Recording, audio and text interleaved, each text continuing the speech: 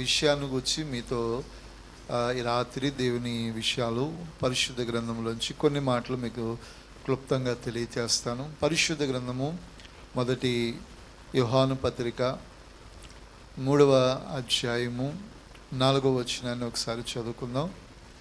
మొదటి యోహాను పత్రిక 3వ అధ్యాయము 4వ వచనాన్ని ఒకసారి చదువుకుంటే,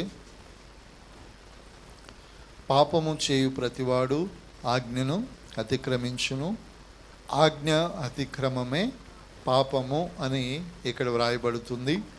ఏది పాపము, వాట్ ఈజ్ సిన్ అనేటటువంటి విషయంలో మనం జ్ఞాపం తెచ్చుకోగలిగితే, పాపమును గురించి ఇక్కడ వ్రాయబడుతున్న విషయం ఏంటంటే ఆజ్ఞ అతిక్రమమే పాపము. అంటే దేవుడు ఒక నిబంధన, దేవుడు ఒక కట్టుబాటు, దేవుడు ఒక ఉద్దేశం, దేవుడి యొక్క తలంపును దేవుడు మనకి ఇచ్చినప్పుడు ఆ ఉద్దేశమును, ఆ తలంపును, ఆ ఆలోచనల ప్రకారము మనం ఏం చేయవారిగా ఉండాలంటే నడిచేవారుగా ఉండాలి. అయితే ఆదిమ కాండం, నిజంగా ఆదిలో జరిగినటువంటి కొన్ని విషయాలు మనందరికీ తెలిసింది. దేవుడు ఈ భూమిని, ఆకాశములు, అందులో ఉన్న ప్రతి విధమైన చతుష్పాద జంతువులను దేవుడు ఏం చేశాడంటే కలుగు చేసి అందులో ఆదామునకు సాటి అయినటువంటి సహపాఠిగా ఉండటానికి దేవుడు ఎవరిని కలుగు చేశాడంటే అవ్వను కలుగు చేశాడు. హల్లెలూయా.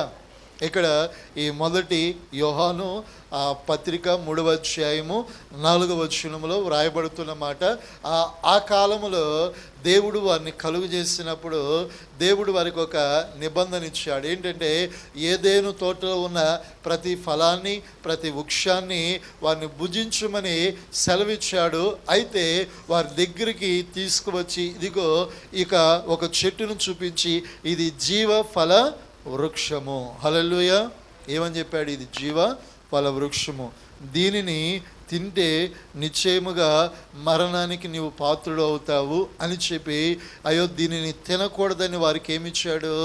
ఒక ఆజ్ఞను ఇచ్చాడు. అయితే ఆ ఆజ్ఞను ఆదాము విన్నాడు, అలాగే తన సహపాఠి అయినటువంటి అవ్వ కూడా ఏం చేసింది? విన్నది. దేవుని మాటకు లోబడ్డారు, అయ్యో భయపడ్డారు. ఆ సమయంలో అయ్యో చక్కగానే ఉన్నారు. అయితే ఒకానొక సమయమున, ఒకానొక సందర్భమున ఆదాము ఏం చేస్తూ ఉన్నాడంటే గాఢ నిద్రలో ఉన్నప్పుడు అవ్వ అక్కడ ఉన్నటువంటి ఆ తోటలో సంచరిస్తూ ఉన్నప్పుడు అపవాది ఆ అవ్వ కూడా ఆ చెట్టు వైపు అలా చూస్తూ ఉన్నప్పుడు అపవాది ఆమెకు ఒక క్వశ్చన్ మార్క్ వేశాడు. ఏంటి? ఇది నిజమా? ఏది నిజం అని అవ్వ మనసులో ఒక ఆలోచన కలిగింది. దేన్ని గురించి ఎవరు మాట్లాడుతున్నారంటే అపవాది సర్పరూపంలో వచ్చి అక్కడ ఏం చేస్తూ ఉన్నాడు?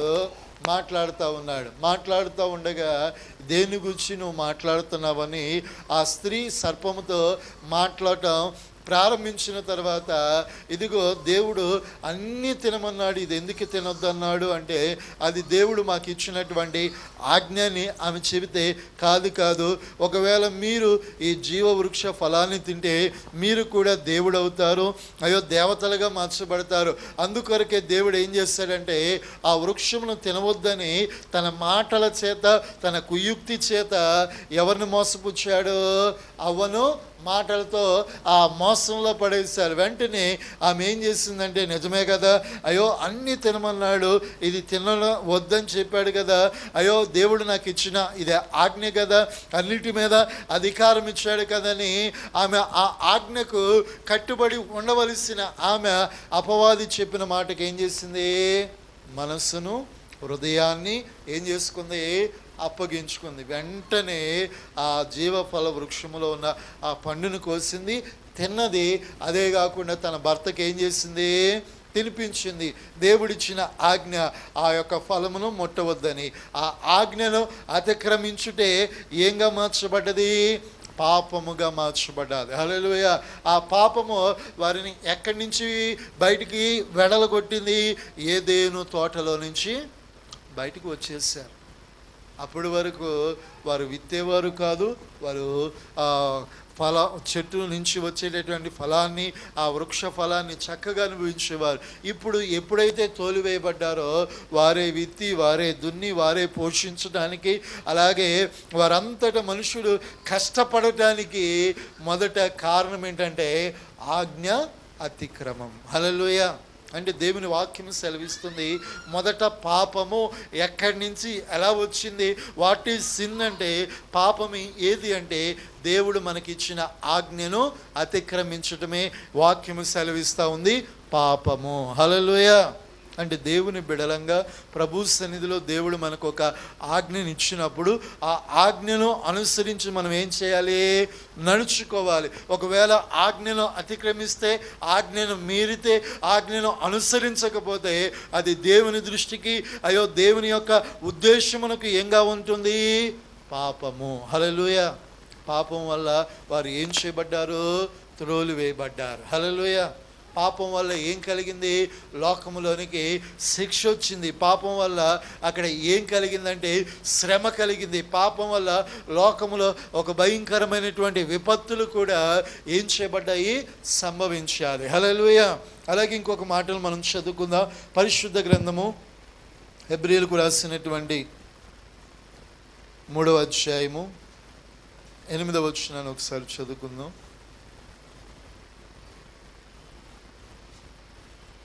3వ అధ్యాయము 8.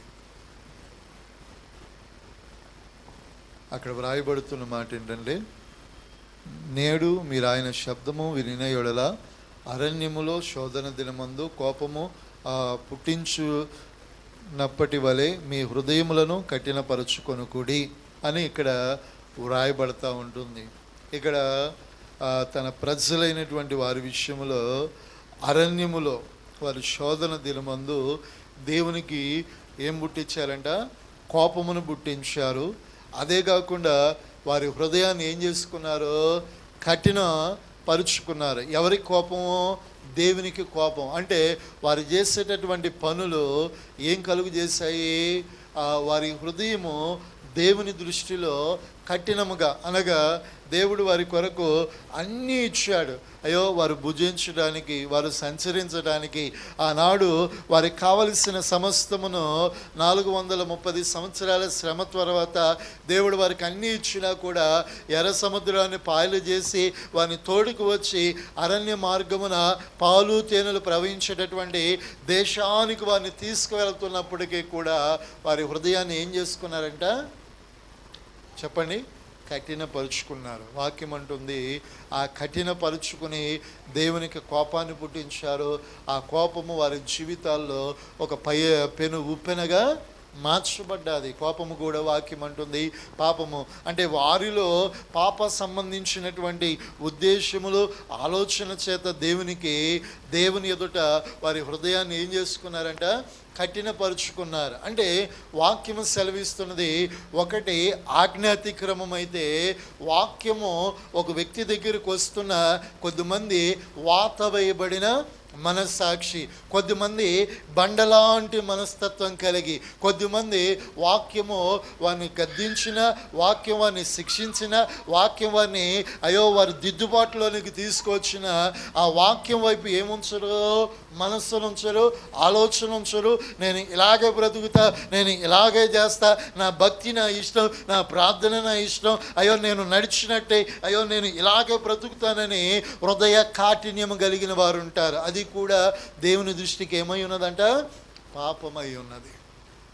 ఎందుకంటే ఈ హృదయమందు దేవుడు ఇచ్చేటటువంటి వాక్యమునకు హృదయం ఏమైపోవాలి, స్పందించాలి. కొన్నిసార్లు హృదయములో వాక్యమును బట్టి ఏం కలగాలి, పశ్చాత్తాపం కలగాలి. హృదయంలో వాక్యమును బట్టి మన జీవితాల్లోనికి ఒక గొప్ప మార్పు కలగాలి. అంతేగాని వాక్యం మన దగ్గరకు వచ్చిన నాకు కాదులే అనుకుని ఈ చెవిని విని ఈ చెవిని వదిలేస్తే హృదయ కాఠినత్వమా కాదా?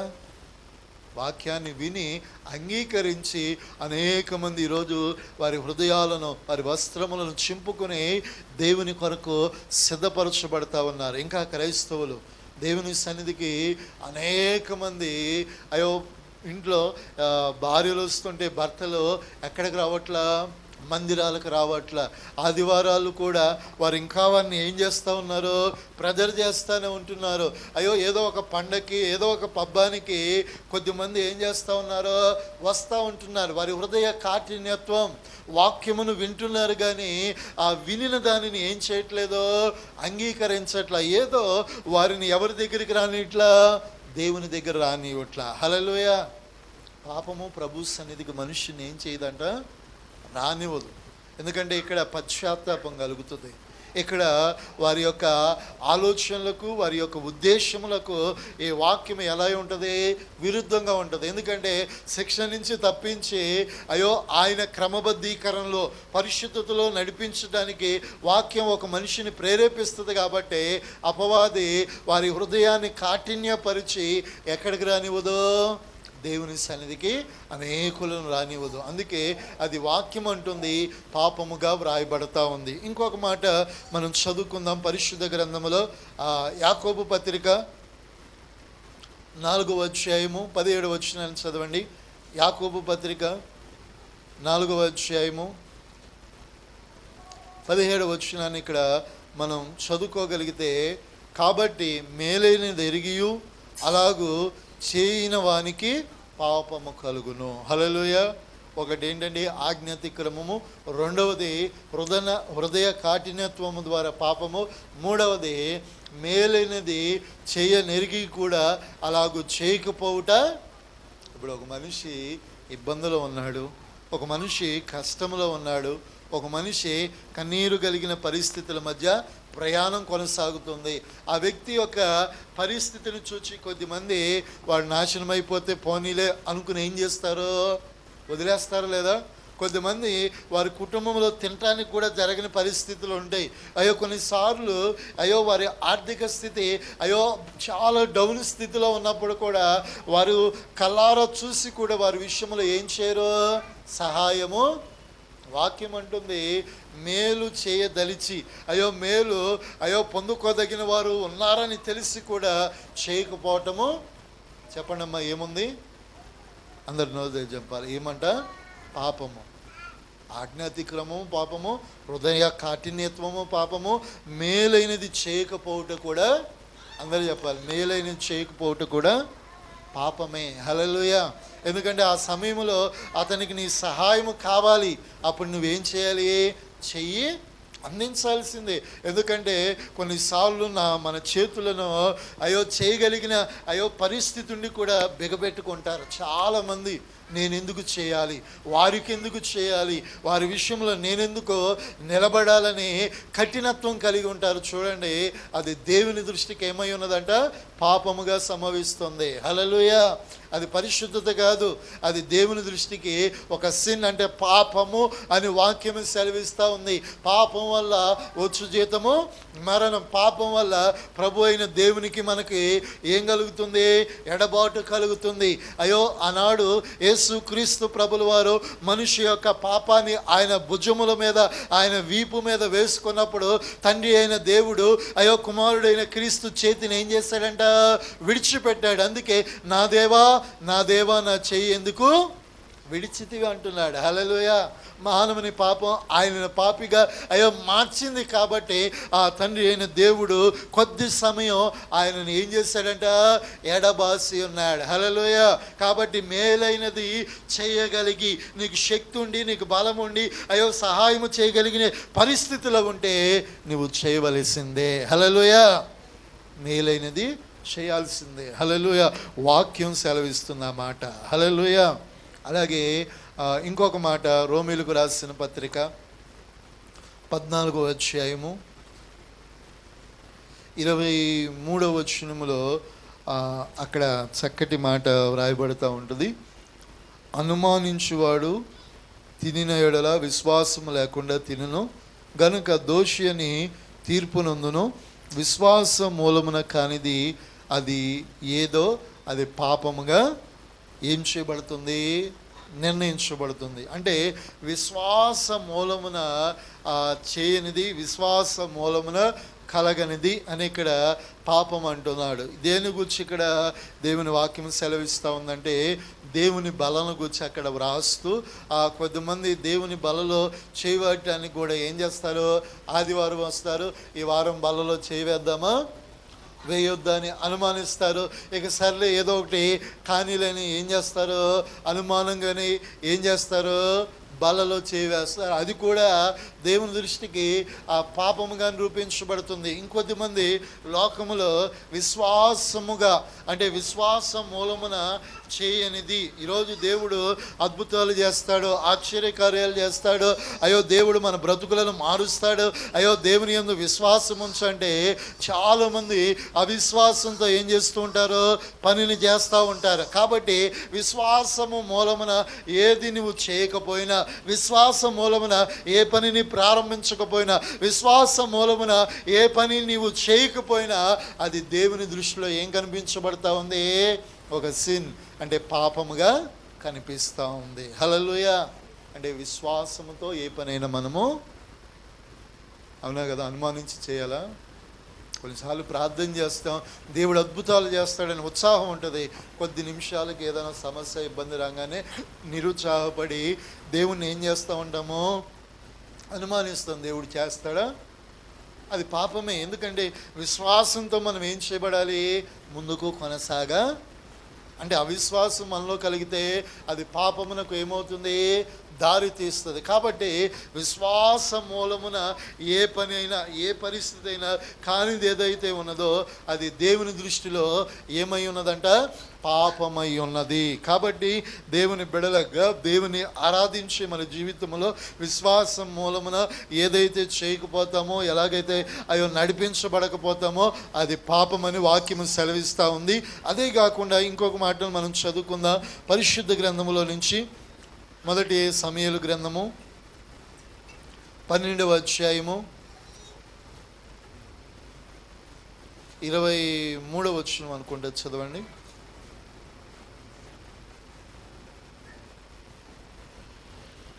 మొదటి సమూయేలు గ్రంథము 12:23.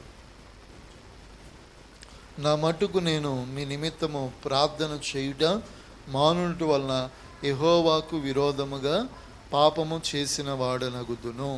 చూడండి, ఇక్కడ సమూయేలు ప్రవక్త దగ్గరికి ప్రజలు వచ్చి ఏం చేస్తున్నారంటే, మా కొరకు, మా కుటుంబాల కొరకు నీవు ప్రార్థించమని ఎవరిని కోరుతా ఉన్నారు, ప్రవక్తను కోరుతా ఉన్నారు. అప్పుడు ప్రవక్త ప్రజలతో బోధిస్తున్న మాట ఏంటంటే, నా మటుకు నేను మీ నిమిత్తము ప్రార్థన చేయుట మానుట అది దేవునికి విరోధంగా ఏం చేయుటంట, పాపం. ప్రార్థన చేయుట మానటం కూడా దేవుని దృష్టికి ఏమై ఉన్నది, ప్రార్థన చేసేవాడు పాపము చెప్పండి అమ్మా చేస్తాడా? పాపం చేసేవాడు ప్రార్థన చేయడు. ఎందుకంటే పాపం మనిషిని దేవుని దగ్గరకు రానిస్తుందా? పాపం దేవుని సన్నిధిలో మోకరించనిస్తుందా?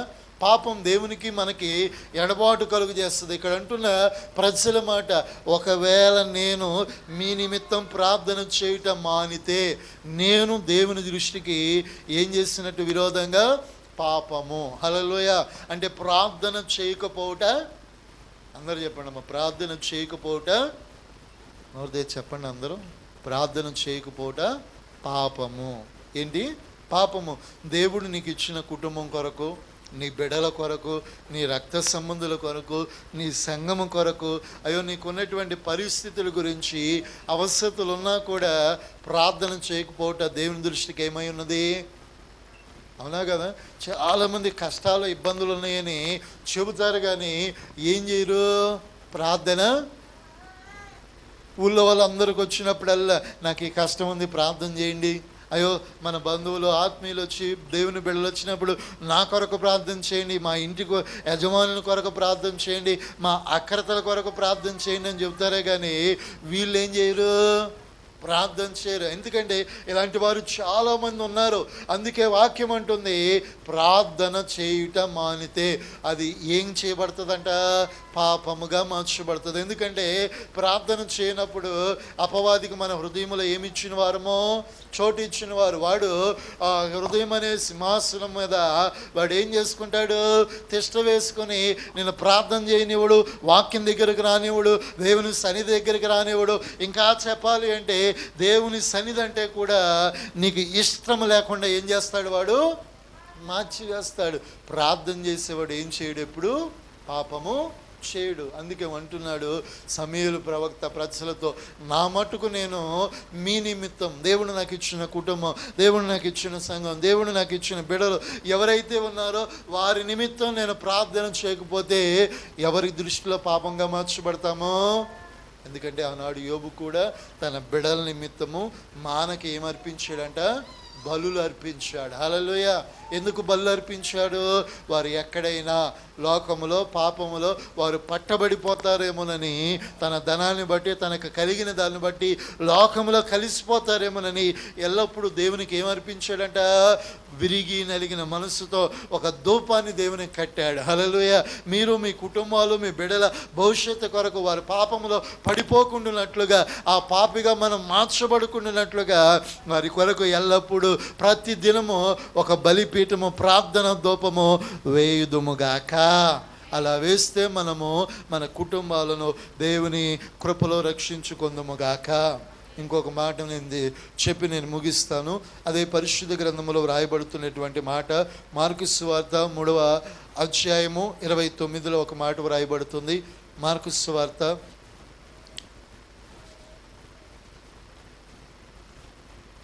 3వ అధ్యాయము 29లో వ్రాయబడుతుంది, పరిశుద్ధాత్మ విషయమై దోషణ చేయవాడెప్పుడును క్షమాపణ పొందక నిత్య పాపము చేసిన వాడే ఉండునని నీతో నిశ్చయముగా చెప్పుచున్నాను. చూడండి, ఇక్కడ పరిశుద్ధాత్మను గురించి దేవుడు అంటున్న మాట ఏంటంటే, కొద్దిసార్లు కొద్దిమంది ఆత్మచేత నింపబడినప్పుడు కొద్దిసార్లు ఆత్మ మనిషిని అన్కంట్రోల్లో ఉంచుది. మనిషి మన కంట్రోల్లో ఉండం. ఎవరి కంట్రోల్లోకి వెళ్తాం? పరిశుద్ధాత్మ దేవుని యొక్క కంట్రోల్లోకి వెళ్తాం. ఒక్కొక్కసారి వివిధమైన భాషలతో మాట్లాడవచ్చు, ఒక్కొక్కసారి రకరకాలైనటువంటి ఆత్మచేత నింపబడుతూ ఆత్మలో కేకలు వేయవచ్చు. అయితే ఆ పరిశుద్ధాత్మను చూచి అయ్యో గేలు చేసిన, ఆ పరిశుద్ధాత్మను చూచి హేళన చేసిన నిత్య పాపముగా ఎంచబడుతుంది. హల్లెలూయా. ఆత్మను అసలు ఎప్పుడు కూడా మనం ఏం చేయకూడదంటే దూషణ మనసులోనైనా ఆలోచనలోనైనా ఆ ఆలోచనలో కూడదు. ఎందుకంటే మనందరి విషయంలో తీర్పు తీర్చువాడు ఎవరో? పరిశుద్ధాత్మ దేవుడే. హల్లెలూయా. ఆయన తండ్రిగా ఉన్నాడు, కుమారుడిగా వచ్చాడు లోకంలో, ఆయన పని ముగించుకున్నాడు. ఇప్పుడు పని జరిగించుచున్నది ఎవరో? పరిశుద్ధాత్మ దేవుడు. హల్లెలూయా. ఆయన హృదయానికి ఆత్మకు దగ్గరగా అయ్యో వర్షము వలె, ఆత్మ వర్షం వలె మన మీద కుమ్మరింపబడి మన హృదయాన్ని ఆత్మను ఆయనే పురలింక చేసి ప్రవచనాలతో అయ్యో చెప్ప సఖ్యము కాని భాషలతో మనల్ని ఏం చేస్తూ ఉంటాడంట? నింపేవాడై ఉన్నాడు. ఆ ఆత్మ విషయంలో మనము ఎప్పుడైనా ఎక్కడైనా దూషణ చేస్తే ఏమవుతామంట? నిత్య పాపము, దానికి క్షమాపణ లేనటువంటి పాపముగా మార్చబడకుండానట్లుగా పరిశుద్ధాత్మను ఎప్పుడు కూడా మనం ఏం చేయకూడదు? కించపరచకూడదు. ఆనాడు ఆదిమ అపోస్తులు ఒక చోట అయో పెంతెకోస్తు దినమున ఉన్నప్పుడు వారి మీద ఏం చేయబడదంట? పరిశుద్ధాత్మ వర్షము అయో మేఘము వలె వారి మీద కొమ్మరించబడినప్పుడు వారు ఏ భాషలు మాట్లాడారు? అన్య భాషలు మాట్లాడారు. ఆ భాషలు మాట్లాడుతూ ఉన్నప్పుడు ఆ చుట్టుపక్కల అయో ఉన్న ప్రజలు పరిగెత్తుకుంటూ వచ్చారు, వీరెవరు మా భాషలు మాట్లాడుతున్నారని. కారణం ఏంటంటే ఆత్మ మన మీదకు వచ్చినప్పుడు ఏ భాషతో ఏ పరిస్థితిలో ఏ ఆత్మ వర్షము చేత నడిపించబడతామో మనకి తెలియదు. కాబట్టి ఆత్మను దూషించుట కూడా అది నిత్య పాపం అని వాక్యము సెలవిస్తూ ఉంది. అందుకే వ్రాయబడుతుంది, వాట్ ఈజ్ సిన్? ఏది పాపము అంటే ఆజ్ఞ అతిక్రమమే.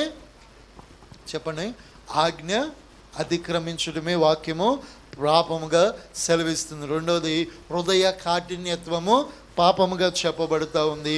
మేలు చేయగలిగి ఉండి కూడా చేయకపోవుట పాపమని సెలవిస్తూ ఉంది. 4వదిగా అయ్యో విశ్వాసము కానిది పాపమని సెలవిస్తూ ఉంది. 5వదిగా ప్రార్థన చేయకపోవటం పాపమని సెలవిస్తూ ఉంది. ఇక్కడ చెప్పగలిగితే పరిశుద్ధాత్మ విషయంలో ఎవరైతే దూషణ చేస్తారో అది వాక్యము సెలవిస్తూ ఉంది పాపము. హల్లెలూయా. కాబట్టి దేవుని బిడలంగా పాపము జోలికి మనం ఏం చేయకూడదు? పాపం జోలికి మనం ఏం చేయకూడదంట?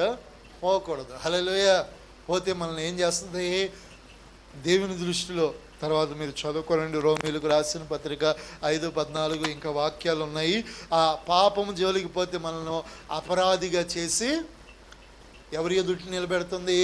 తీర్పు ఎదుట నిలబడుతుంది. కాబట్టి వాక్యము సెలవిస్తుంది. కాబట్టి దేవుని వాక్యమును బట్టి ఆజ్ఞను ఏం చేయకూడదు?